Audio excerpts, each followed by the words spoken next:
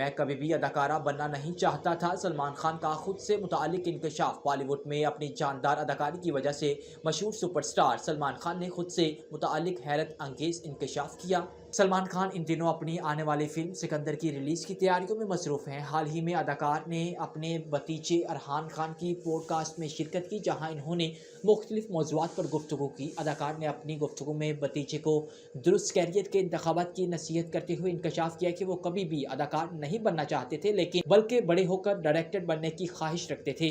बॉलीवुड अदाकार ने कहा, मैं डायरेक्टर बनना चाहता था और मैं मॉडलिंग करना चाहता था, मैं डायरेक्शंस करना चाहता था। अदाकार ने अपनी बात को जारी रखते हुए कहा, मैं इस वक्त लिखता भी था और अभी भी लिखता हूँ। मुझे किसी ने बतौर डायरेक्टर काम नहीं दिया। मेरी उम्र 17 साल थी। लोग कहने लगे, ये बच्चा क्या डायरेक्टरेट करेगा। अदाकारी कैसे शुरू की? अदाकार ने बताया कि जहाँ भी जाता था लोग मुझे अदाकारी करने का कहते थे, तो मैंने अदाकारी शुरू कर दी। फिल्मों में ना तो कॉमेडियन था और ना ही विलन, मैं हीरो था।